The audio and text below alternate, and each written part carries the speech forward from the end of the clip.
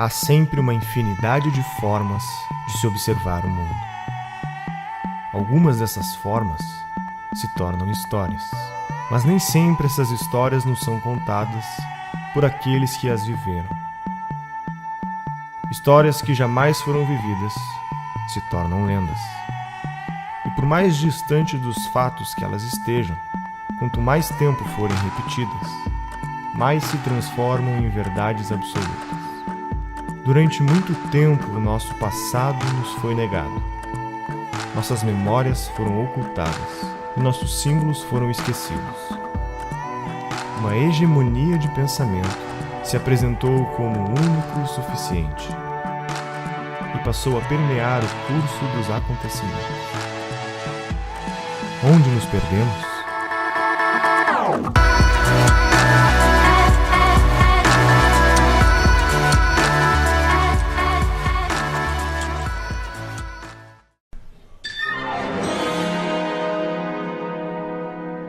O povo foi às ruas. E agora?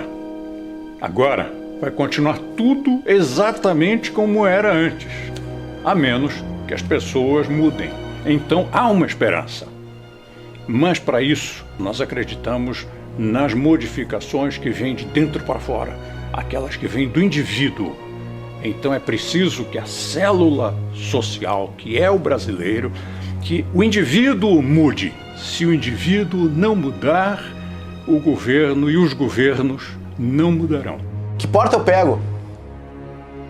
O que ele responde? Pra onde tu quer ir? Não sei. Então qualquer uma serve. Então se tu não sabe pra onde é que tu tá indo, se tu não sabe qual é o teu propósito, qualquer lugar, pra onde, não importa pra onde é que tu vai, porque se tu não consegue conectar aquilo que tu tá fazendo, pra onde é que tu tá indo com o teu propósito de vida, tu tá perdido. Há tempo atrás, certo ou errado, nós tínhamos um plano de desenvolvimento nacional. Nós tínhamos um propósito. A nossa nação tinha uma visão e um propósito para desenvolver o nosso país, que infelizmente, algum tempo atrás, se perdeu. Vou dar um exemplo da Coreia do Sul. A Coreia do Sul, há 60 anos atrás, desenvolveu um plano de desenvolvimento nacional com o propósito de tornar a Coreia um lugar que tem inovação, desenvolvimento, riqueza. E entrou governo, saiu governo, entrou ditadura, saiu ditadura, entrou em guerra, saiu de guerra. O propósito e o plano que você continuou. Para que lado devemos ir? O que temos no mundo de mais eficiente? Quais as pistas para definirmos o nosso caminho? Mesmo no mito, que toda vez que você fala aonde o socialismo deu certo, e na Escandinávia, a Escandinávia é monarquia parlamentar, de livre mercado, tem socialismo, pleura nenhuma, tem taxação, carga tributária alta. Na verdade, a Escandinávia não é socialista, não tem nada a ver com isso, eles têm um mercado muito livre, só que eles cobram muitos impostos, e todos os países escandinavos ficaram ricos com o livre mercado e depois se tornaram mais welfare state. Daí eu falei, opa, peraí, tem uma coisa estranha aqui, né? E eu estudava psicologia na época, eu estava tentando entender, poxa, o que será que tem? Será que tem alguma coisa subjacente nas sociedades que torna algumas mais ricas e algumas mais pobres? E eu descobri que é só a liberdade econômica mesmo. Se você deixa a sociedade livre para produzir e para resolver os seus problemas, eles se enriquecem. E se você tenta atrapalhar esse processo, elas empobrecem muito rapidamente. Tomamos, por exemplo, Hong Kong. No início da década de 50, parecia confirmar as previsões pessimistas feitas no final do século XX, que afirmavam que se tratava de um local não próspero e inadequado para o comércio. Quando o Sir John James, fiel discípulo de Adam Smith e economista da Escola de Manchester, definiu que Hong Kong deveria adotar os princípios do capitalismo, se recusando a impor qualquer tipo de tarifa de importação e sempre mantendo os impostos mais baixos possível, que criou as condições para o acelerado crescimento econômico vivenciado por Hong Kong. Entre 1961 e 2012, o PIB real per capita de Hong Kong cresceu 900% em apenas algumas décadas, deixando de ser uma favela a céu aberto e se tornando a economia mais livre do mundo. A sua população ganha 2,64 vezes mais do que a média mundial, tendo duplicado esse índice nos últimos 15 anos.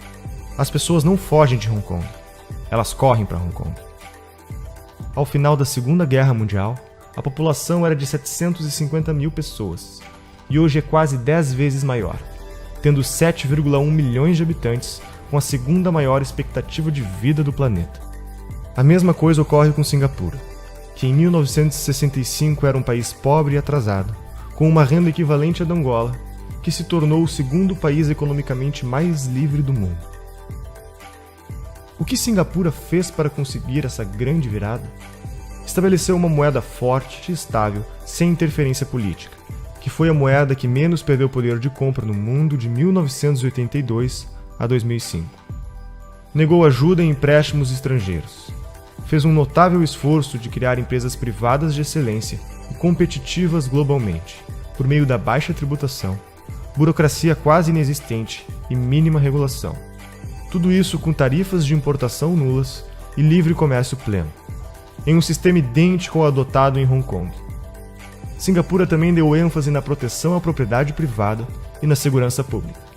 O segredo da estratégia era ter um governo pequeno e transparente. O gasto público proporcional ao PIB de Singapura é a metade do americano e 1/3 do sueco. Singapura, embora tenha forte intervencionismo na área privada, compreendeu as regras de não intervir na economia e hoje tem 11% da população composta por milionários. Mas a palavra desigual tem outro significado no país que é conhecido por ter abolido a pobreza. De todas as experiências e estudos disponíveis, há uma conclusão difícil de ser negada. Por todo o mundo, vemos uma forte relação entre a liberdade econômica e a qualidade de vida da população. Pessoas nos países mais livres ganham em média 8 vezes mais que pessoas nos países menos livres. Os pobres ganham 10 vezes mais. A população nos países mais livres é mais feliz. Possuem seus direitos civis mais bem protegidos. Em média, vivem 20 anos a mais. Os países mais livres também possuem menos corrupção, menor mortalidade infantil, menos trabalho infantil e menos desemprego. É inegável que, para nos preocuparmos com a melhoria de vida das pessoas, temos que nos preocupar com a liberdade econômica. O que liberdade econômica significa? Significa que a propriedade está protegida por leis imparciais, que você é livre para fazer o comércio com os outros pelo que você quer e precisa, sem intervenção do Estado. Que seu dinheiro mantém seu valor, porque a moeda de seu país é estável, e não sofre interferência política, e que o governo se mantém reduzido e sem interferir no funcionamento da economia. O capitalismo já se mostrou o melhor sistema para melhorar a qualidade de vida das pessoas. Se você olhar o gráfico de extrema pobreza no mundo, nos últimos 200 anos, saiu de 98%, algo assim, para 7% no mundo, algo assim. Algo nesse nível, perto de 10%. No Brasil, está em 5% a pobreza extrema, e há 30 anos era 20%. Então, isso vai dizer que isso é por causa do programa social? Claro que não. O Brasil passou a adotar mais capitalismo em relação ao que a gente tinha no início da década de 70. Então, no tempo, o que melhor alcança a melhora da prosperidade das pessoas mais pobres é um sistema de propriedade privada e livres trocas, que é o que a gente chama de capitalismo. E para o pobre de hoje, então, nem se fala. Para dar assistência a esse pobre de hoje, um sistema de mercado e voluntário como esse que eu descrevi é o que funciona melhor. O mundo é pobre, era pobre, sempre foi pobre, né? A pobreza é o estado natural do homem. O homem nasce nu e pelado. Nossos pais nos deram abrigo, comida e esses luxos, né? Então, o estado natural do homem é a pobreza. Nós temos que nos perguntar por que alguns países se tornaram mais ricos. Quando Adam Smith escreve A Riqueza das Nações, uma investigação sobre, ele está se preocupando exatamente, quer investigar como alguns países, no caso, por exemplo, a Inglaterra, etc., se tornaram ricos, porque esta é a grande notícia da humanidade, do comércio, a economia, o capitalismo que gera riqueza. Então, na verdade, tem muito mais a estudar na riqueza que na pobreza. Os pobres, por exemplo, individualmente, eles querem estudar, entender e imitar os ricos, as empresas ricas, os casos de sucesso. So, here we go. First, an axis for health. life expectancy from 25 years to 75 years. And down here, an axis for wealth, income per person, $400,000, $4,000, and $40,000. So down here is poor and sick, and up here is rich and healthy. Now, I'm going to show you the world 200 years ago, in 1810. Here come all the countries. Europe brown, Asia red, Middle East green, Africa south of Sahara blue, and the Americas yellow. And the size of the country bubbles show the size of the population. And in 1810, it was pretty crowded down there, wasn't it? All countries were sick and poor. Life expectancy were below 40 in all countries. And only UK and the Netherlands were slightly better off, but not much. And now, why start the world? The Industrial Revolution makes countries in Europe and elsewhere move away from the rest. But the colonized countries in Asia and Africa, they are stuck down there. And eventually, the Western countries get healthier and healthier.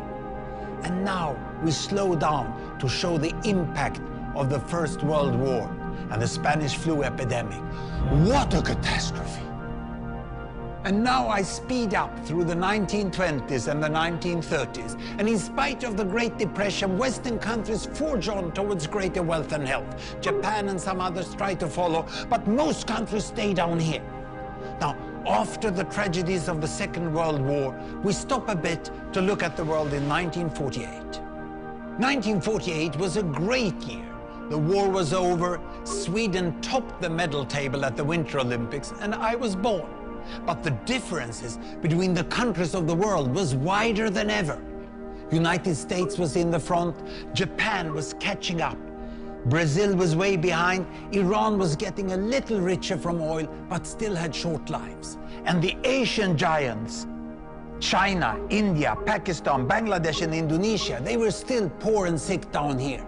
But look what is about to happen. Here we go again. In my lifetime, former colonies gained independence, and then finally they started to get healthier and healthier and healthier. And in the 1970s, then countries in Asia and Latin America started to catch up with the Western countries. They became the emerging economies. Some in Africa follows. Some Africans were stuck in civil war and others hit by HIV. And now we can see the world today in the most up-to-date statistics. Most people today live in the middle, but there are huge differences at the same time between the best of countries and the worst of countries. And there are also huge inequalities within countries. These bubbles show country averages, but I can split them. Take China, I can split it into provinces. There goes Shanghai. It has the same wealth and health as Italy today. And there is the poor inland province Guizhou. It is like Pakistan. And if I split it further, the rural parts are like Ghana in Africa.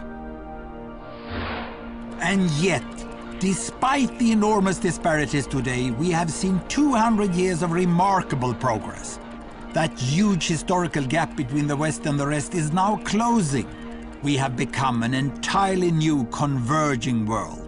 And I see a clear trend into the future. With aid, trade, green technology and peace, it's fully possible that everyone can make it to the healthy, wealthy corner.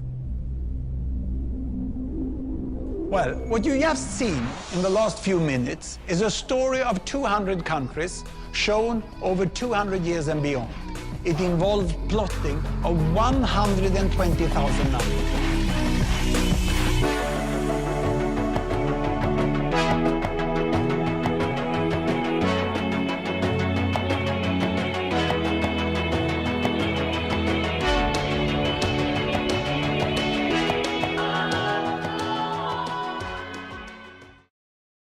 Nós estamos aqui na casa, né, do Thomas Jefferson, que foi o sujeito que escreveu a Declaração da Independência dos Estados Unidos. Talvez um dos textos mais lindos, né, da história mundial, da história política com certeza, onde nós podemos observar todos os valores que nós estamos precisando de maneira tão urgente no Brasil.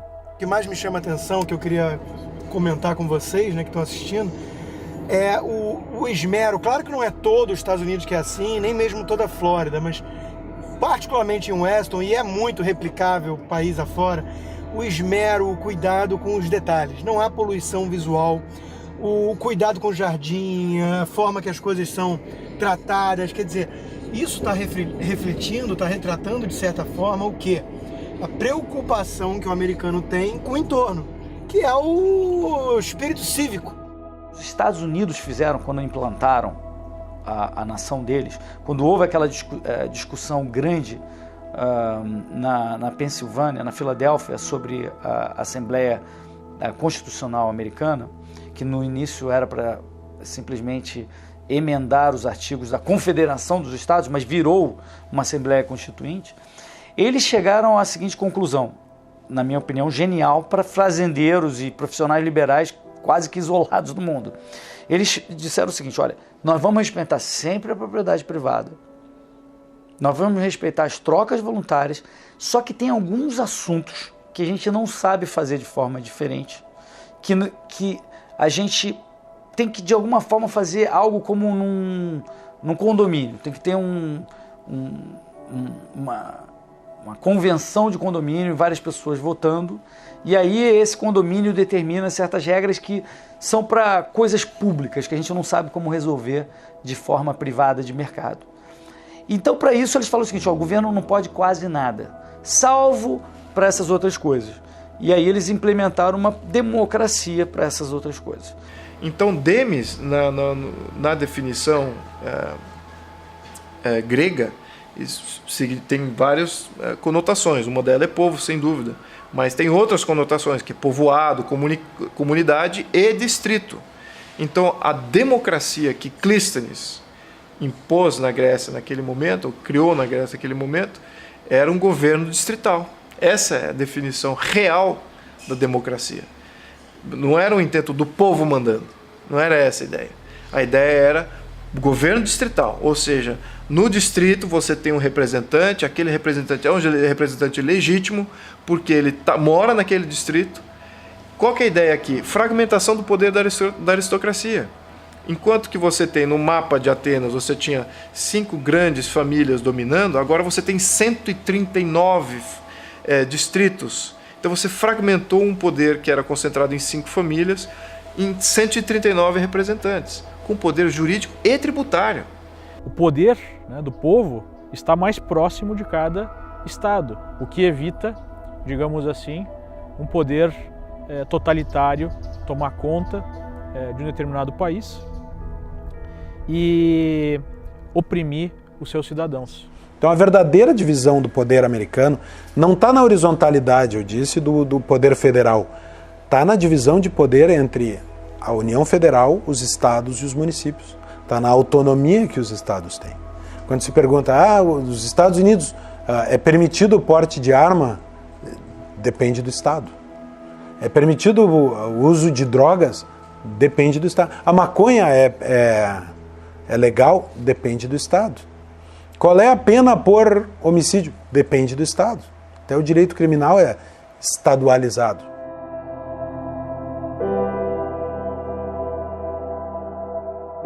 Basicamente, todo o sistema financeiro, até mesmo partindo da própria moeda, né, o valor da moeda, é baseado na confiança.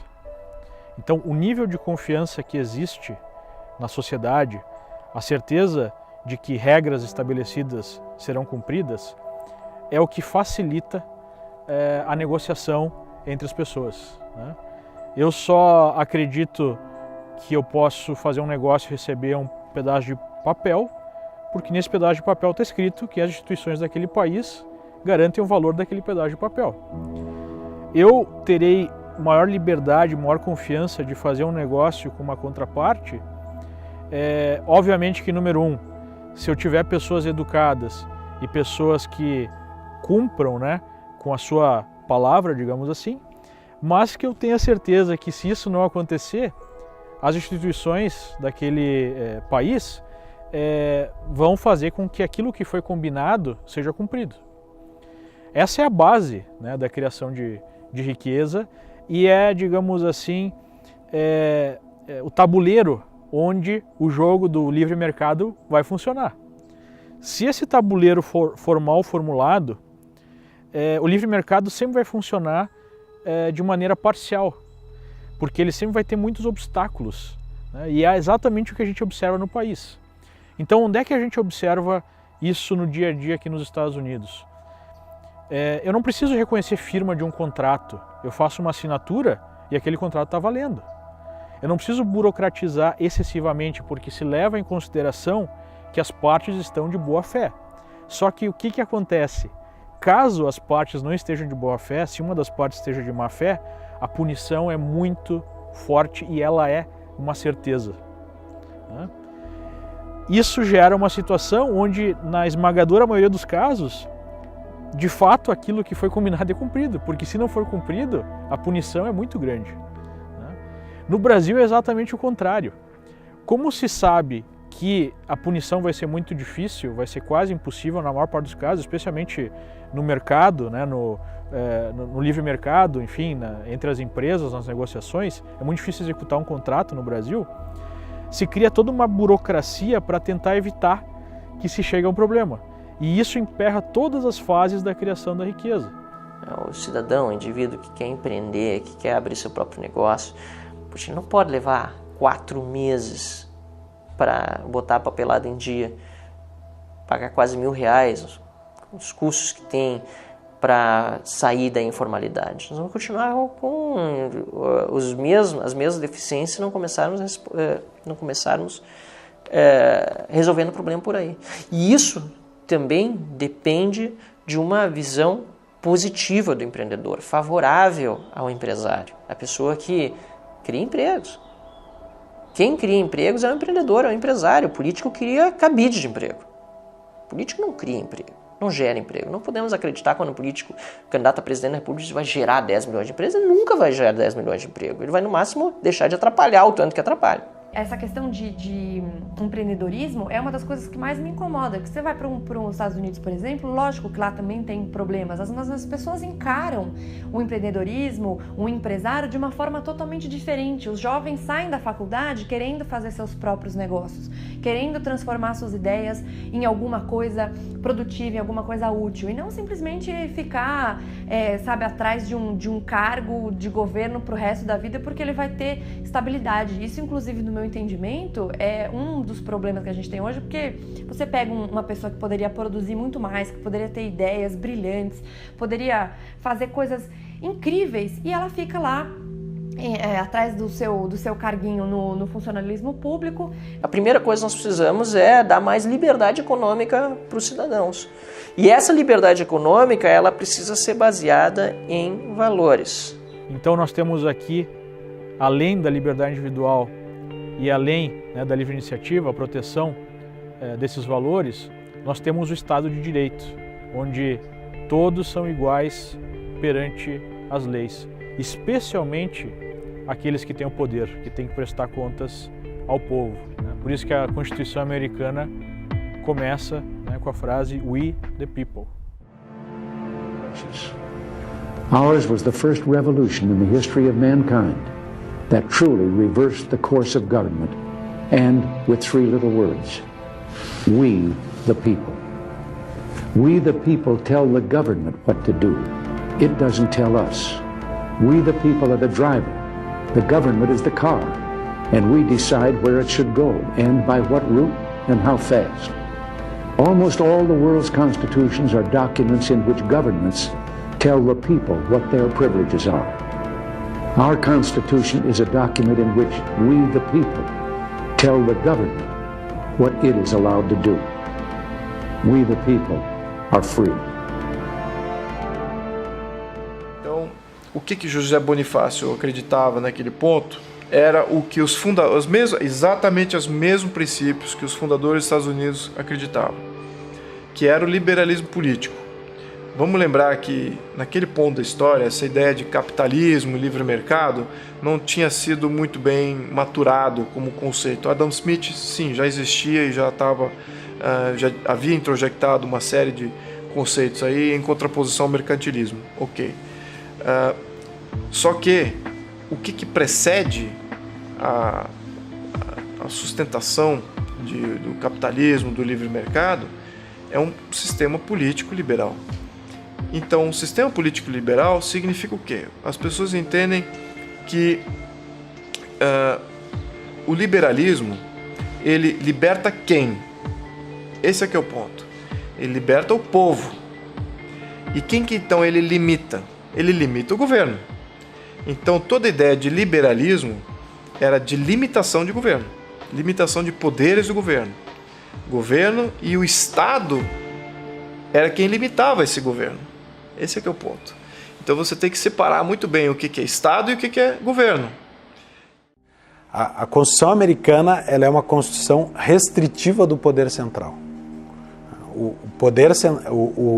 A União Federal tem, de acordo com a Constituição, só o poder que a Constituição lhe dá. O resto é dos Estados. Então, o que não está expressamente dito que é da União Federal é dos Estados. Embora essa regra esteja sendo flexibilizada e cada vez mais diminuída. E isso explica também o crescimento do governo dos Estados Unidos e por que é que os Estados Unidos têm deixado de ser a referência de liberdade que sempre foram. Aumento de impostos, enfim, toda aquela situação que nós já vivemos no Brasil está sendo observada aqui nos Estados Unidos. E há uma grande diferença, né? O nível médio da população aqui, o nível de educação é muito mais alto, mas pouco a pouco nós vamos sofrendo a mesma erosão da democracia representativa e desse sistema tão interessante, né? Esse farol da liberdade que foi criado para o mundo pelos Founding Fathers. O mais importante na discussão é que tipo de governo nós queremos e por que nós temos um governo. A gente precisa se dar conta de que não existe almoço grátis, que o Friedman diria. Não existe da mesma forma ganho de liberdade com um governo maior. Pelo contrário, aumentando o governo, pedindo mais governo, nós vamos perder em liberdade. Nós vamos aumentar a burocracia, nós vamos ter mais problemas para criar riqueza. Não podemos cair na conversa de políticos de que haverá distribuição de renda se é prejudicado quem cria riqueza. Só olha o Uber. A gente tinha esse sistema do táxi que todo mundo pensava, bom, mas poxa, como é que a gente vai fazer transporte sem uma coisa centralizada e tal, e tem que ser protegido, porque e daí qualquer pessoa vai poder pegar uma carona? Isso não vai funcionar nunca. E daí vem um aplicativo simples, uma ideia simples que se dissemina, emprega milhares de pessoas, facilita o transporte para um monte de gente, baixa custos, aumenta a segurança, porque agora você pode pegar um transporte mais seguro ao invés de ficar no transporte coletivo para quem pode pagar. Muda todo o mercado, revoluciona a coisa e obviamente também incomoda todas as estruturas de poder, esse status quo que já existia dessas grandes indústrias, do táxi, do aluguel, tudo mais, os políticos que estavam associados. E a gente consegue fazer esse contraste entre esse sistema que hoje a gente olha como já uma coisa meio até velha, que é os táxis, e ver o sistema do Uber, que é uma mudança tão grande, que é simplesmente liberalismo econômico. O empreendedorismo é uma vocação, não é simplesmente uma busca do lucro, não é simplesmente ganhar dinheiro por ganhar dinheiro, amor a... Não. Pelo contrário, as pessoas quando dizem que o Bill Gates é um milionário e aí muitas vezes falam, não, mas ele faz muita caridade, tentam, né, por esse lado demonstrar que ele tem coração também, e realmente tem, pelos projetos sociais fantásticos, vários deles que ele desempenha, que ele desenvolve na África, por exemplo. Mas não é só isso, as pessoas têm que ter noção que os bilhões de dólares que ele tem não estão numa conta bancária. Onde é que estão os bilhões de dólares do Bill Gates? Alguma parte realmente ele tem no banco. Mas outra grande parte está em patrimônio, está em ações, está em várias atividades empresariais, empreendedoras que ele tem e que estão a serviço das pessoas. As propriedades dele cumprem uma função social inerente à atividade do empreendedor. Aquilo que diz a Constituição sobre a função social da propriedade, que muitos de nós combatemos, porque de fato é utilizado nas cortes muitas vezes para desapropriar áreas de terra para supostamente fazer reforma agrária. A gente sabe que muitas vezes não dá certo, inclusive porque muitos depois revendem essas áreas, fazem justamente aquilo que não deveriam fazer. Mas se nós formos olhar ao pé da letra o que quer dizer função social da propriedade, não está errada a Constituição, porque toda propriedade já cumpre sua função social. Porque a minha propriedade cumpre uma função social, sobretudo se eu sou empreendedor, de deixá-la à disposição do meu próximo, de outros indivíduos. Sou a favor de um Estado enxuto, tanto na economia como na repressão, e penso que mesmo aqueles que são tomados como capitalistas no Brasil, na verdade não são capitalistas porque eles vivem muito do dinheiro público. Então você vê os grandes empresários adoram um financiamento do BNDES, né? Você vê pesquisadores que muitas vezes se apresentam como de direita, mas têm bolsas de órgãos públicos. Então eu acho que essa mentalidade tão dependente do Estado, ela precisa ser revista. Até para que nós tenhamos uma verdadeira livre concorrência. No Brasil hoje não tem livre concorrência, porque não dá para você concorrer livremente com um concorrente que tem algum tipo de isenção de impostos quando você não tem, né? Ou com um concorrente que tem dinheiro do BNDES quando você não tem. E muitas vezes essas pessoas se apresentam como capitalistas, como defensoras da iniciativa privada. Desculpa, iniciativa privada é risco. Então eu sou favorável àqueles que tomam risco. Toma risco. Vai ganhar dinheiro, vai produzir riqueza para o país, vai dar emprego, vai recolher tributo no risco. Porque se ele tem financiamento público, ele já não tem mais o meu, digamos assim, a minha admiração.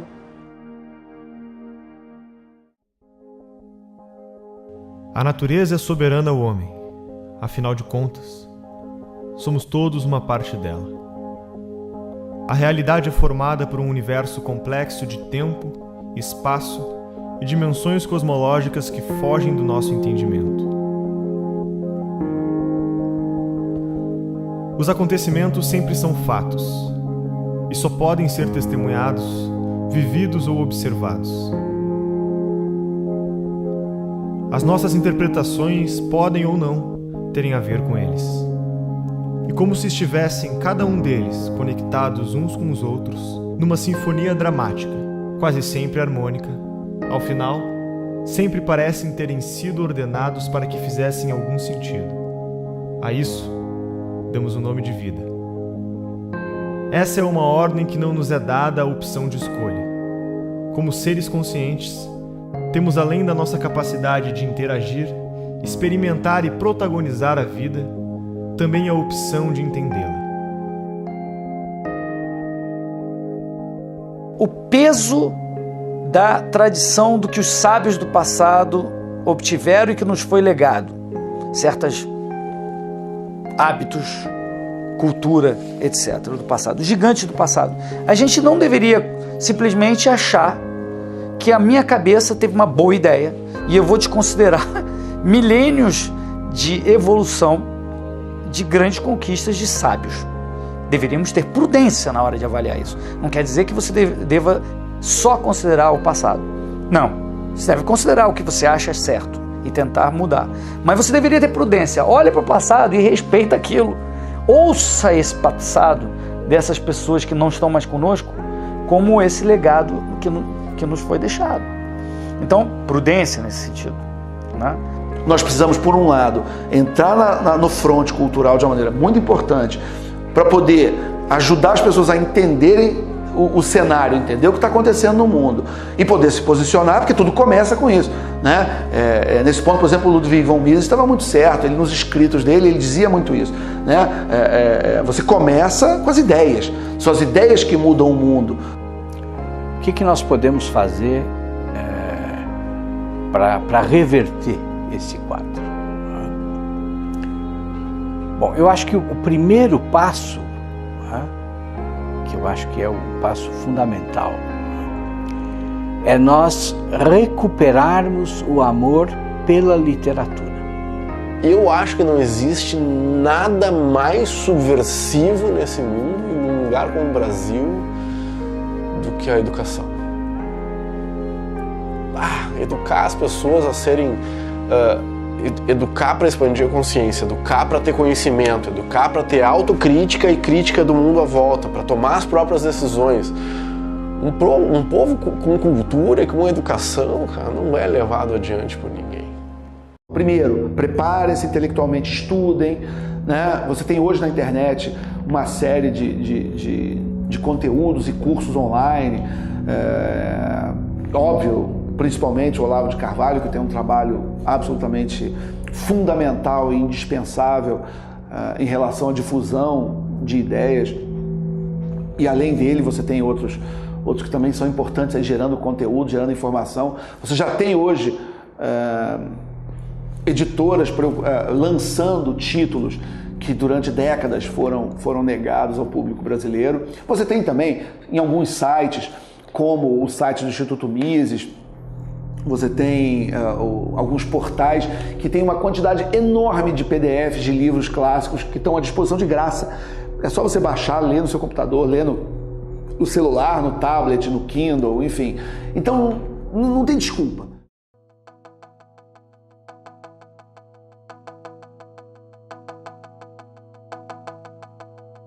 Ele torna obrigatória a fixação em todas as salas de aula do ensino fundamental e do ensino médio de um cartaz com os deveres do professor.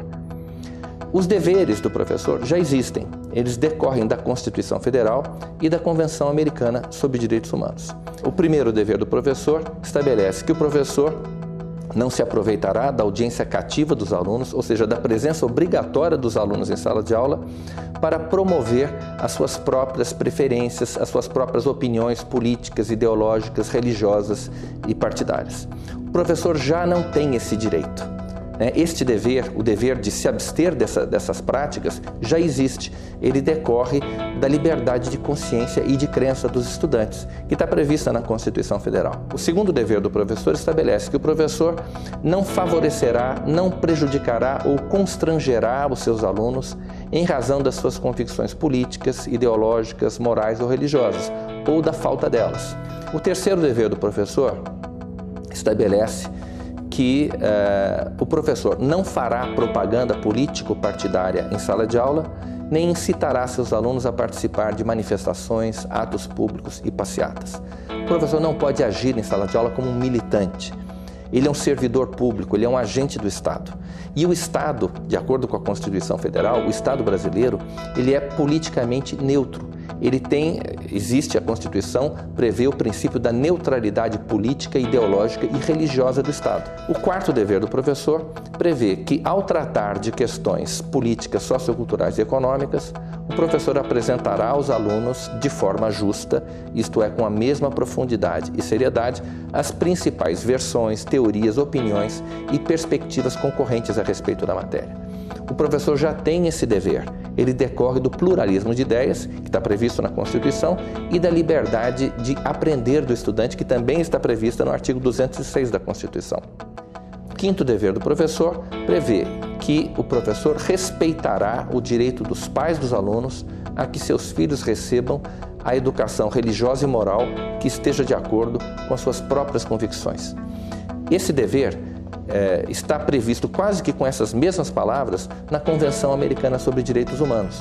É um direito humano dos pais, previsto num tratado internacional assinado pelo Brasil e reconhecido pelo Supremo, que os pais têm direito sobre a educação religiosa e moral dos seus filhos. Nenhum professor pode reivindicar o direito de transmitir aos filhos dos outros os seus próprios valores e as suas próprias crenças religiosas e morais. Enfim, basicamente é isso. E o sexto dever do professor diz que o professor, como sendo ele uma autoridade dentro da sala de aula, ele está obrigado a impedir que aqueles direitos que decorrem desses deveres, os 5 deveres que eu acabei de enumerar, sejam violados pela ação de terceiros ou também de alunos dentro da sala de aula. O ensino obrigatório é uma enorme intervenção estatal na vida dos indivíduos e das famílias. O que o projeto faz é apenas explicitar os marcos jurídicos dessa intervenção. Para quê? Para que os agentes do Estado, aqueles que efetivamente intervêm na prática, na vida das pessoas, na vida das famílias, não abusem do poder que têm. Então, ao contrário do que se diz, o nosso projeto não é uma intervenção estatal na vida privada. Ele apenas limita ou explicita os limites da intervenção estatal na educação obrigatória, no ensino obrigatório, sobre a vida das famílias e dos indivíduos. O ideal, me parece, seria que cada escola tivesse a liberdade de, a partir de um currículo mínimo, dar essa educação como quisesse e bem entendesse. Porque aí não só você está respeitando a liberdade individual, como você está respeitando a pluralidade de recursos na educação. E aqueles recursos que fossem melhores, ao longo dos anos iriam se impor como uma universidade que tivesse melhores resultados. Imagine se uma faculdade, uma universidade no Brasil começasse a produzir prêmios Nobel. É claro que as outras universidades e o povo em geral, todos respeitassem essa instituição de ensino como sendo competente. Vamos pegar aí alguns exemplos de grandes veículos de comunicação e vamos tentar estabelecer uma diferença entre eles. Qual a diferença do Globo, da Folha de São Paulo e do Estadão? Qual a diferença da Globo News em relação a esses três? Não existe diferença nenhuma. Seja nas notícias que são divulgadas, seja na estética da forma como essas notícias são divulgadas, seja no vocabulário utilizado pelos jornalistas que trabalham nessas casas, eles vendem todos um padrão de notícia. Ao contrário, por exemplo, dos Estados Unidos, onde nós temos duas televisões que são diametralmente diferentes. A CNN, ela tem uma forma de dar as notícias, ela tem uma narrativa. Fox News tem outra narrativa. Eu não vou categorizar as duas, mas são absolutamente distintas. A mídia do Brasil já se descredenciou completamente. Eu acho que é difícil você pegar, difícil você pegar qualquer jornal do Brasil e você tentar dizer que aquilo é verdade por qualquer lado. Tanto para o lado que é o lado da defesa lá da esquerda, não acredita na mídia, na Globo, por exemplo, ou no UOL, ou no Folha, não acreditam. Nós também não acreditamos, muito menos ainda, né? Nós sabemos que aquilo tem gente que é aparelhada. Então a mídia caiu em descrédito. Então talvez seja um começo. Agora precisamos ter uma mídia em que uma base seja, ok, isso aqui é verdade, isso aqui é um fato, que seja um fato de verdade, não seja uma postulação militante. Então eventualmente nós vamos chegar numa mídia livre. A população em geral vê essa uniformidade do jornalismo, do que está sendo divulgado, e ao que ela recorre? Ela recorre a única fonte de informação que ainda é de fato livre, que é a internet. É a única onde todos temos, dependendo apenas da nossa forma de expor o conteúdo que nós produzimos, equalizar e repercutir da mesma forma que um grande veículo de comunicação hoje repercute. Graças ao invento de smartphones, de telefones como esse aqui, e do acesso à informação por meio de sites, de blogs, tu tem uma concorrência sendo criada. Hoje, um canal de Facebook ou um canal no YouTube pode gerar tanta repercussão quanto um jornal em horário nobre. Não precisa mais ouvir calado o que um jornal publica e mente sobre um assunto. Você pode contraditá-lo e inclusive repercutir muito mais do que ele numa resposta, que até pouco tempo atrás dependia exatamente da benemerência desses próprios veículos de comunicação em publicar. Isso não acontece mais hoje. Hoje as pessoas têm a liberdade, por meio da internet, de expressar visões distintas, de criticar, de fazer o Media Watch. O que é o Media Watch? É um veículo fiscalizando a informação do outro. É um veículo contraditando o outro. É um veículo complementando a informação do outro. Ou oxigenando as informações que são veiculadas.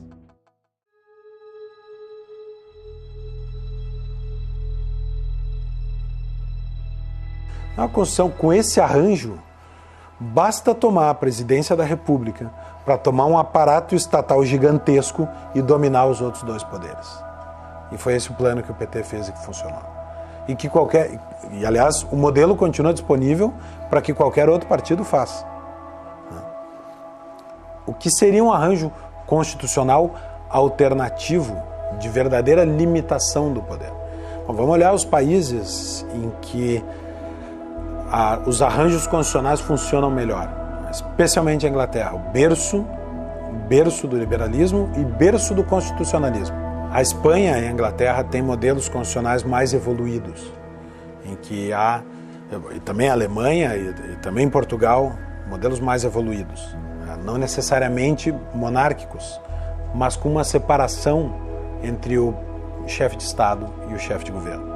É como se fosse um triângulo em que no topo da pirâmide, na primeira parte, né, da pirâmide, primeiro terço, eu tenho um nível de poderes supremos, né?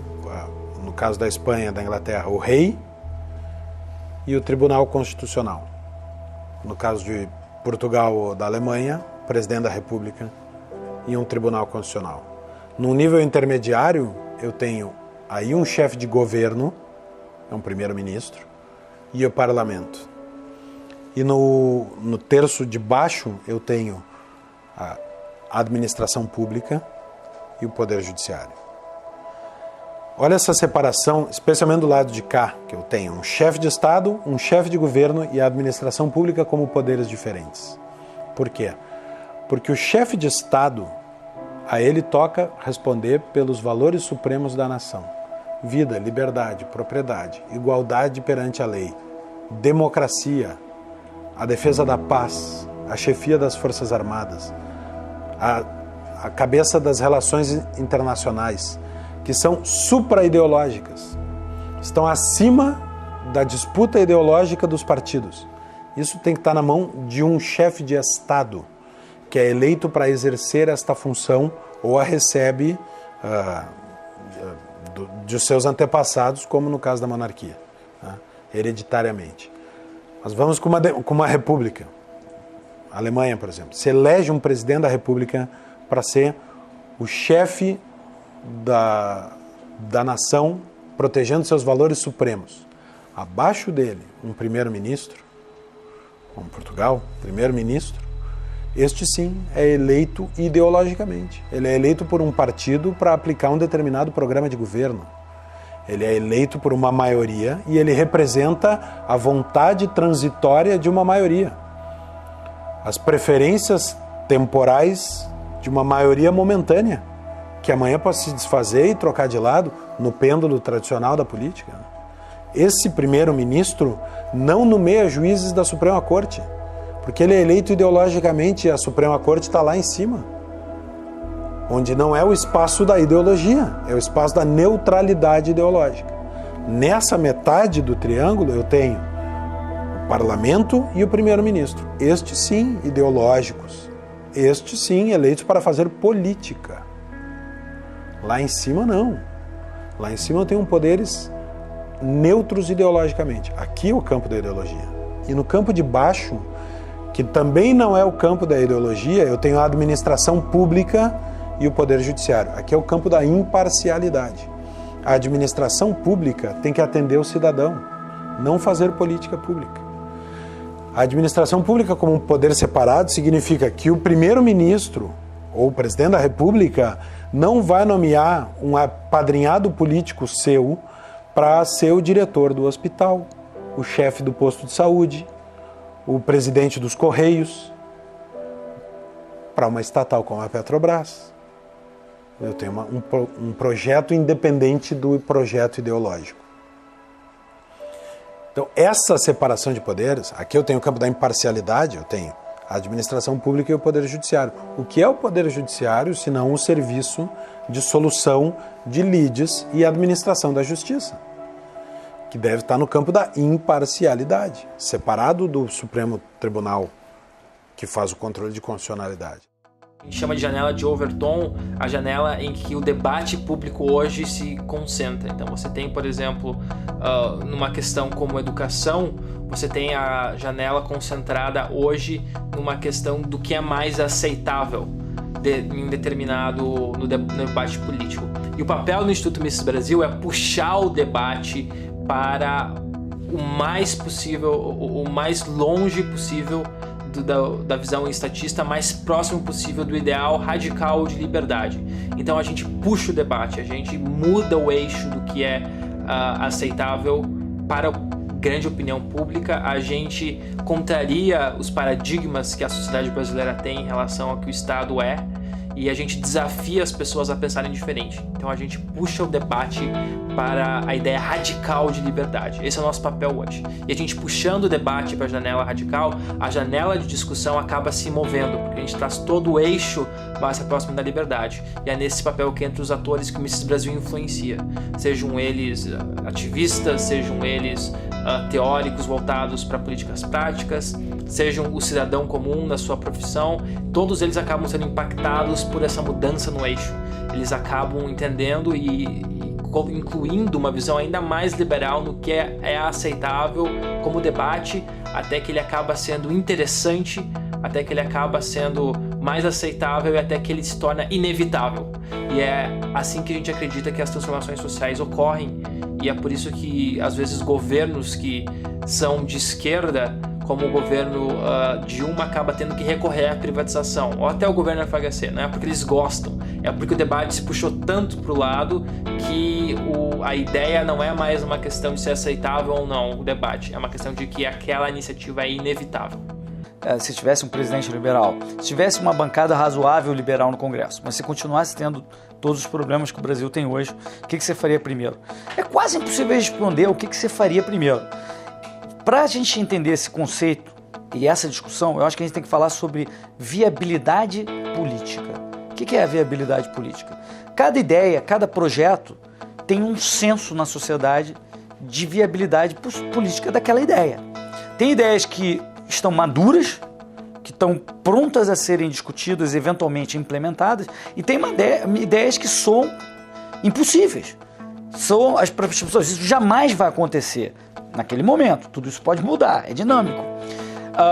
Os liberais deveriam estar focados naquelas ideias que estão já com a possibilidade de viabilidade política próxima e tentar empurrar aquelas ideias, né? Aquelas que estão, não centralmente, não o Hélio decidindo, mas se a gente tem a tal bancada liberal tentando isso e várias pessoas tentando isso, liberais, elas próprias vão ficar testando esses limites para verificar qual é a viabilidade política daquelas ideias e tentar aprová-las. Então eu acho que isso vai acontecer naturalmente quando você tiver essa tal bancada liberal no Congresso. Todos vão ficar tentando aprovar. Você vê o que está acontecendo hoje. Por exemplo, o Paulo Eduardo Martins é um dos grandes defensores do fim da contribuição sindical. Isso já é algo que no Brasil de hoje já tem uma viabilidade política. Se eu falar sobre acabar o Banco Central, algo parecido, não vai ter nenhuma viabilidade política hoje. Se eu discutir sobre isso hoje, não vai ter eco, porque as ideias ainda não estão maduras na sociedade. Já o fim da contribuição social parece estar maduro, mas precisou o Paulo Eduardo e outros deputados, mas o Paulo Eduardo Martins, que é liberal, empurrar isso, discutir isso, tentar passar.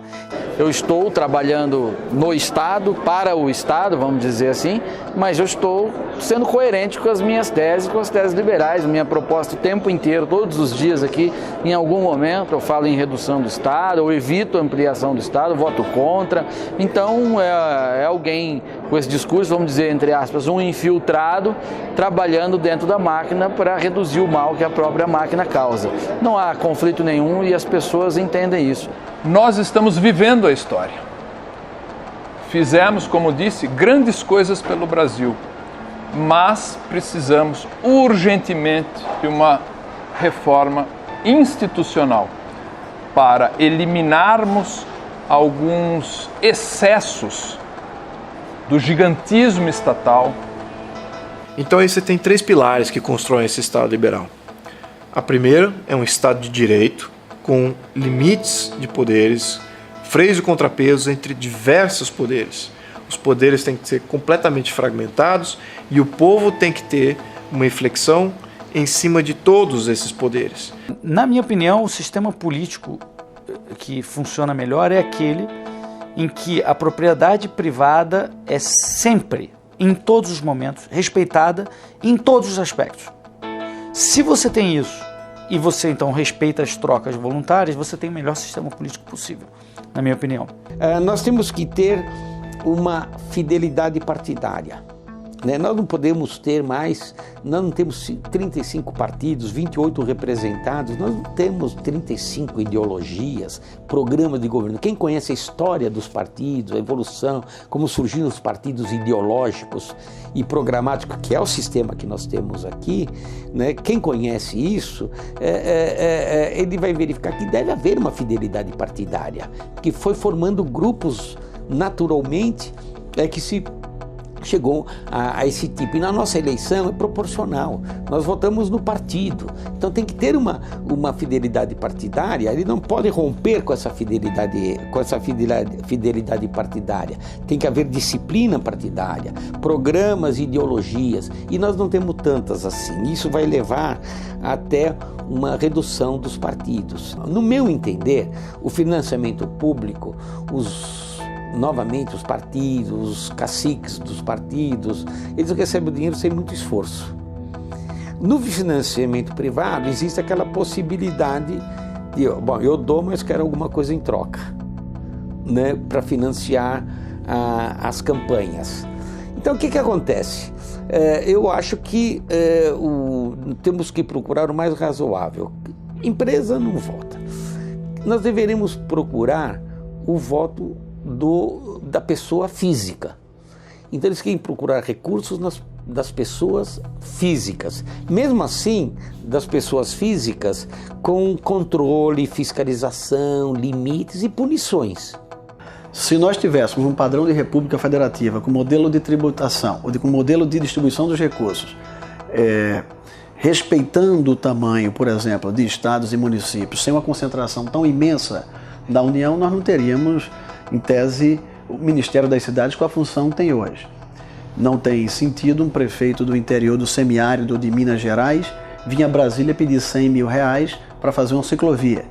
Isso acontece porque os recursos estão subtraídos lá da base do Estado e município, estão concentrados em Brasília. É lógico que isso demandará a descentralização também de algumas obrigações, saúde, previdência. Porém, eu pergunto para você, como cidadão brasileiro, você prefere, caso tenha alguma reclamação com saúde, com educação, com alguma das áreas sociais, você prefere pegar um ônibus ou ir com o seu próprio carro, reclamar com o prefeito da sua cidade, ou pegar um avião para Brasília, enfrentar aquela selva de pedra que é Brasília, impessoal, onde você não conhece ninguém, e tentar falar com o presidente da República? Ninguém gasta melhor do que o próprio cidadão brasileiro. Quem gasta mal é o Estado. Reforma tributária, reforma trabalhista, reforma previdenciária, reforma administrativa para criarmos a burocracia profissionalizada, são reformas fundamentais. Eu acrescentaria a reforma do judiciário. Então, mais de 25 milhões de pessoas estão desempregadas. E como você resolve isso? Não tem como você resolver isso se a nossa legislação trabalhista faz com que o empresário pense 1, 2, 15 vezes antes de contratar alguém. É caro, o funcionário custa muito mais do que ele paga para um funcionário por conta das questões tributárias, por conta do imposto que o Estado recolhe, por conta da dificuldade que é. Então, obviamente que ele vai pensar 1000 vezes antes de contratar um funcionário. E a gente tem que pensar na questão do salário mínimo. O salário mínimo é uma bobagem gigantesca. Vários países desenvolvidos não utilizam mais essa métrica do salário mínimo. Então, o salário mínimo você estipula lá, sei lá, R$880 é o mínimo. Você tira do mercado de trabalho um mundo de gente, principalmente gente que está entrando no mercado de trabalho agora, ou que está fazendo, que poderia fazer trabalhos de pequenos períodos, por exemplo. E você tira essas pessoas e você coloca lá num nível um pouco mais acima, sendo que a produtividade dessa pessoa não vai acompanhar. Então, se você fica sistematicamente aumentando o salário mínimo, as pessoas acham que o salário mínimo tem que ser uma canetada tão pura e simplesmente, não tem que acompanhar a produtividade, você mata simplesmente o mercado de trabalho. Então, falar de reforma trabalhista é uma coisa essencial. Sistema de vouchers, redução de impostos, redução de custo da máquina pública, redução de secretarias, redução de cargos comissionados, redução do poder do Estado como um todo, tirar a regulamentação de vários setores, né? Inclusive, por exemplo, do setor de combustíveis, tiraria o monopólio da Petrobras, tiraria o monopólio de vários outros serviços, como por exemplo do Correio. É um absurdo. Como que o governo quer se meter no envio de um papel daqui para lá? Isso aí tem que ser aberto ao mercado. Tiraria o grande poder regulatório de agências, como por exemplo a Anvisa. Então imagine se a gente tivesse uma mudança como o Uber foi para os táxis, para o sistema de polícia. Imagina se... Eu sei que é difícil imaginar, mas olha a revolução, a diferença, a queda de custo, o melhor serviço, as pessoas adotando isso livremente. Ninguém foi obrigado a adotar o Uber, ninguém foi obrigado a aceitar isso. As pessoas foram para ele porque ele era melhor, ele desafiou um sistema estatal inteiro. Então imagina se a gente tivesse isso para o sistema de polícia, para o sistema de reparo e manutenção de infraestrutura, para o sistema de justiça. A outra que agora que surgiu e hoje é muito mais discutida, principalmente depois da tecnologia ter sido mais desenvolvida, é você tentar sair da sociedade fazendo soluções tecnológicas. Por exemplo, o Bitcoin, você fazer compras na Deep Web. Se a gente dissesse hoje, definisse hoje que o Bitcoin nada mais é do que o dinheiro para a internet, seria o equivalente a dizer lá atrás, na década de 90, que a internet era e-mail. E todo mundo sabe que seria um absurdo, uma afirmação ridícula dizer isso. A internet é muito mais do que isso. Mas naquela época, ninguém conseguia prever que a gente ia ter alguns anos depois um Facebook, um Twitter, um YouTube, que são tecnologias criadas sobre a plataforma da internet, sobre os protocolos de comunicação da internet e que não tem nada a ver com e-mail. Com o Bitcoin é a mesma coisa. É mais correto dizer que o Bitcoin é, na verdade, a internet do dinheiro, porque muitas outras aplicações vão ser criadas e testadas e utilizadas e adotadas no nosso mundo financeiro e econômico. E do dinheiro, o dinheiro digital, o dinheiro apolítico, que não depende de nenhum banco central, essa é apenas a primeira inovação. Na minha opinião, das mais importantes e realmente transformadoras, mas não vai ser a única, é apenas a primeira. Aí você vai me perguntar, mas como é que isso pode acontecer? Pode acontecer de várias formas. Pode ter uma Constituição que garanta isso, pode ter um sistema de governo descentralizado, em que esse governo nem chega a ser monopolista. Mas eu nem sei se existe mais essa Constituição. Nós estamos com 93 emendas. 93 emendas. E ontem já foi aprovado em segundo turno na Câmara, aprovado a 94ª emenda. Uma Constituição com 93, 94 emendas e mais as propostas que vêm por aí de reforma, querem reformar tudo. Será que é a mesma Constituição? Resta mudar a Constituição. A solução seria uma nova Constituição. Agora, imagina o seguinte, se nós tivermos uma Constituição liberal, um Estado liberal, nós podemos nos dar ao luxo que a Suécia dá, de eleger um governo socialista. Por quê?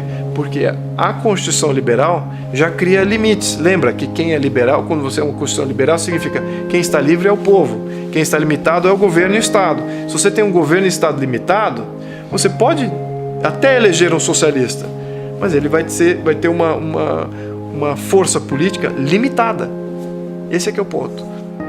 Então, para nós evoluirmos como país, nós precisamos nos desvencilhar dessa Constituição intromissora, socialista que nós temos, e temos que absorver e temos que ter uma Constituição liberal, para que nós não tenhamos mais o risco de totalitarismo no Brasil.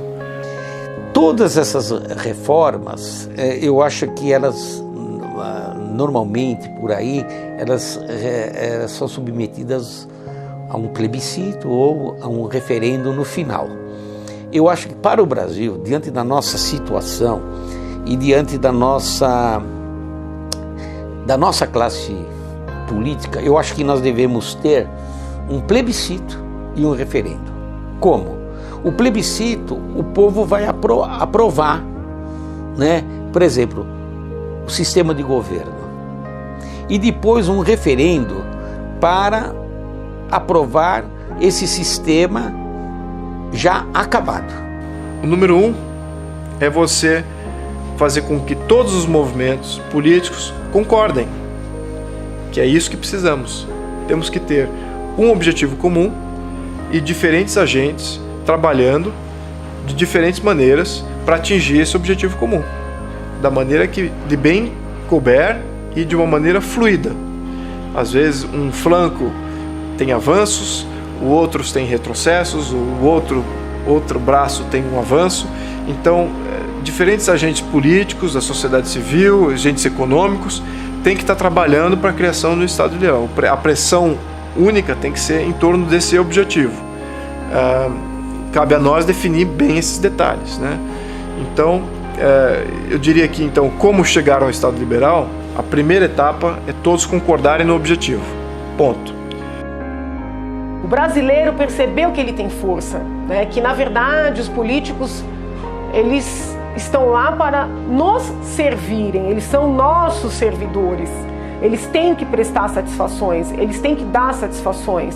Nós também temos que fazer a nossa parte. Eu acho que o legado que fica é de um povo que não se acomoda. Vai fazer batalha na sua área, né? Na sua área profissional, dentro da sua experiência profissional no consultório, dentro da sua formação profissional. Isso vale para qualquer coisa. Se você é professor, vai lutar na área de educação. Se você é médico, vai lutar na medicina. Cadê você, advogado de direita? Cadê você, advogado conservador liberal, fazendo a batalha na OAB, fazendo a batalha nas associações profissionais, nos sindicatos, né? Se você é economista, cadê você batalhando especificamente na economia? Ativismo judicial, vou dizer, é uma coisa básica. Isso é que nem a questão de assegurar a sua própria subsistência, sua própria sobrevivência.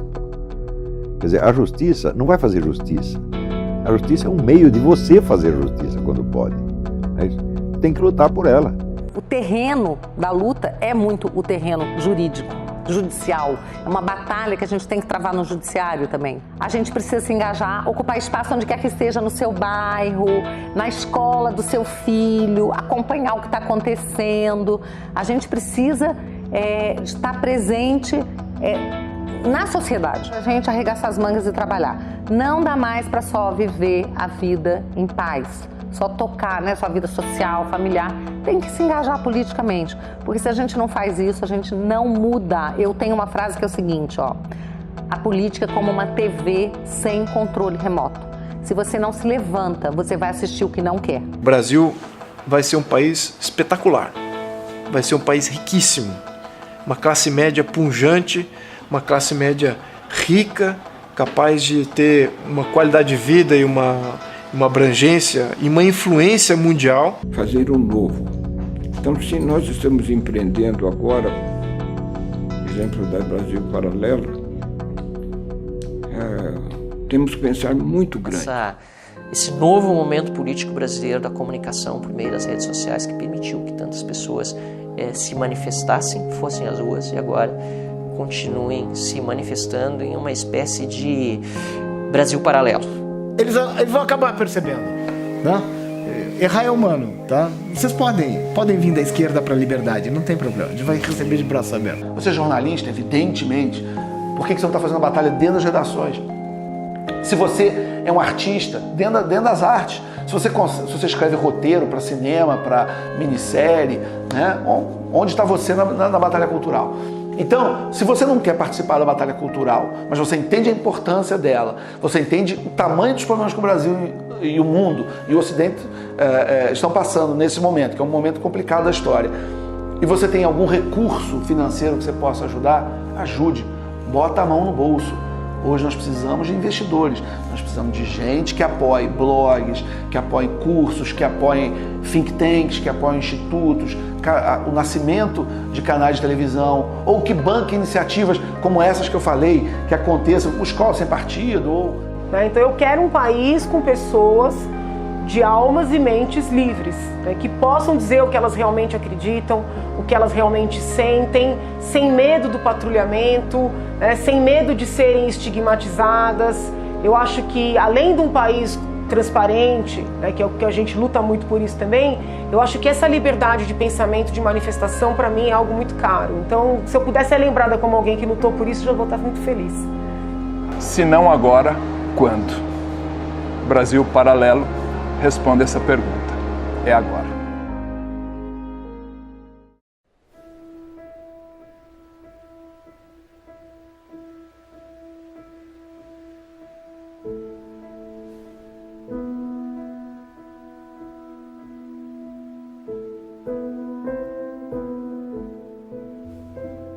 Quando acendemos as luzes que apontam para os sábios do passado, para o início dos tempos, percebemos que herdamos algo bom. Como linhas paralelas, a vontade e o desejo partem cada um de um ponto, mas para onde vão diferem. Diferente do desejo, a vontade é lúcida, perseverante e duradoura. Entende que o legado humano reverbera através dos séculos, e assim como o coração que sustenta nossas vidas, essa sustenta a vida de toda a humanidade. A vontade do indivíduo se impõe, e mostra que, ao contrário do que afirmam ditadores e supostos intelectuais, nós não somos escravos do meio. A vida pode nos desgastar ou nos afiar, mas isso depende do aço de que somos feitos. A vontade nos fez superar o impossível e dar aos que amamos o maior presente de todos: a esperança. Onde há esperança, há vontade. E onde há vontade, há um caminho.